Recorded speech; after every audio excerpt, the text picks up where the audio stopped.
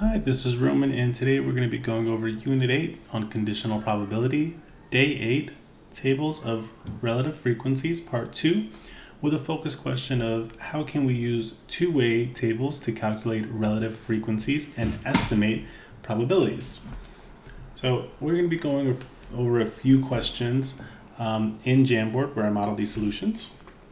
So the first question reads, one candidate believes that being a Democrat and having a strong stand on the environment will be enough to get a majority of votes.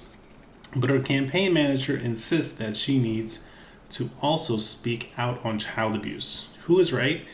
Explain in a complete sentence using quantitative information. So one thing that I'd like to mention is Bill Clinton. Bill Clinton once ran for governor in Arkansas, and he felt so comfortable talking about all the issues that he did, and he lost. And in the world of politics, there's a rule called the Bill Clinton rule. The following election, he only ran on 3 topics, and he never lost an election after that. So that's the model that most politicians follow now. And this is one of the things that we're investigating here. So if we take a look, what we're looking for here is the probability that a random selected voter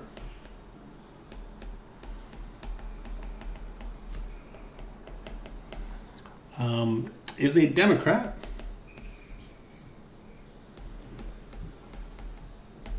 or is most concerned with the environment.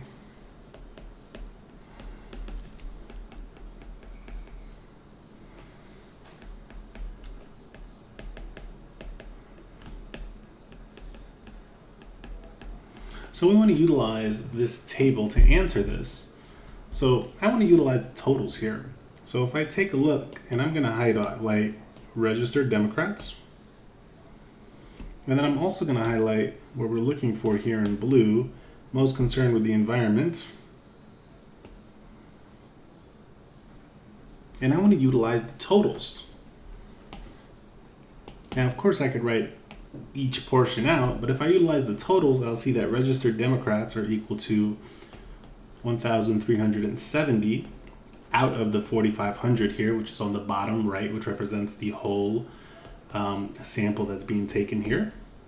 And I see that the voters who are most concerned with the environment represent 945 people out of the 4,500. Now we see an overlap here of 440, and it seems as though we've counted 440 twice. So to address that, we're going to subtract 440.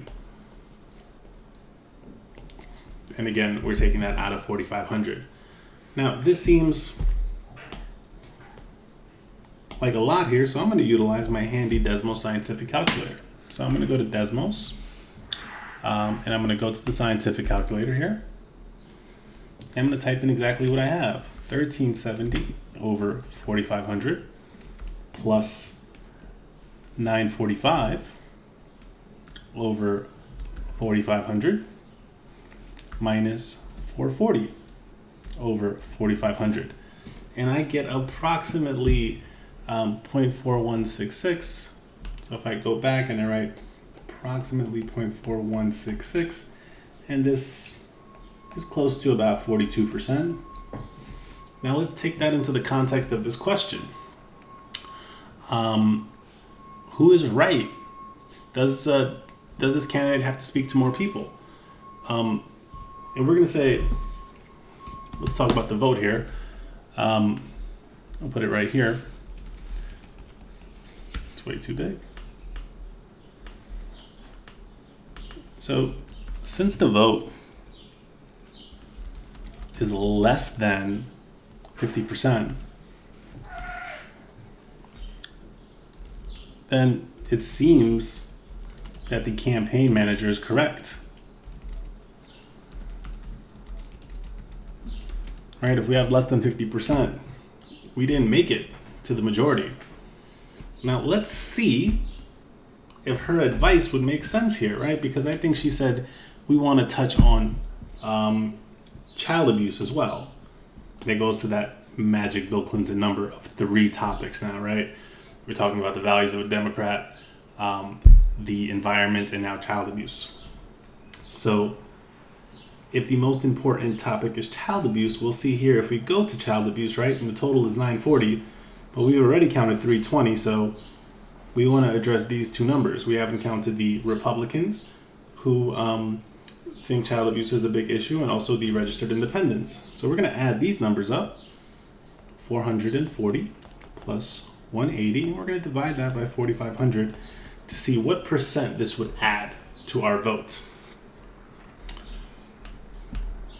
Let's take our writing and put it right up there. So now I'm going to use my Desmos Scientific Calculator here again. And in this case, I believe I have 440 plus 180. And let's see, we're going to take that 620 and we're going to divide it by 4,500. And we get about, let's see, 0.137, which I'm writing here on the Jamboard, right? And we could say that this is approximately 14% of the vote that we did not get.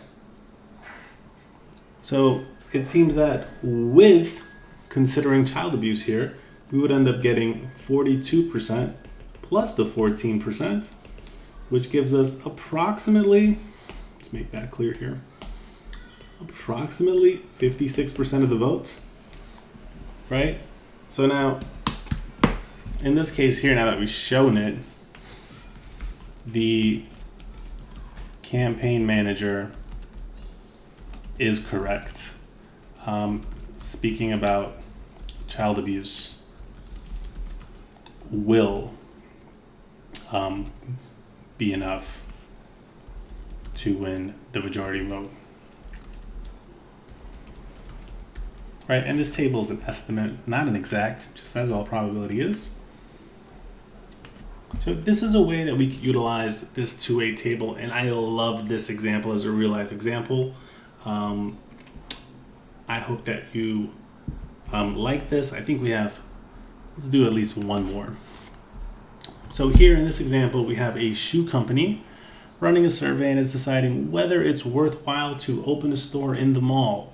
What's the probability that a given visitor to the mall walks to work or wears sneakers? So again, let's take a look at how we can utilize this table. Walks to work is what I'm highlighting in red. We have a total of 293. And that's out of the full 1,000 people that they surveyed. And I think we were talking about wearing sneakers. If we take a look at our options here in green, I'm just going to circle who were wearing sneakers, which represent 252 people out of the 1,000. And just as in the previous example, we want to take away that overlap, or that 120 people who walk to work and wore sneakers. So we don't count them twice, and this will give us our answer. So let's go to our Desmos calculator. And we have 293, oops, 293 over 1,000 plus 252 over 1,000 minus 120 over 1,000. And that gives us 0.425. And if we go back, we want to represent this as a percent to the nearest tenth, which is approximately 42.5%. So this is how we can estimate probabilities using these tables.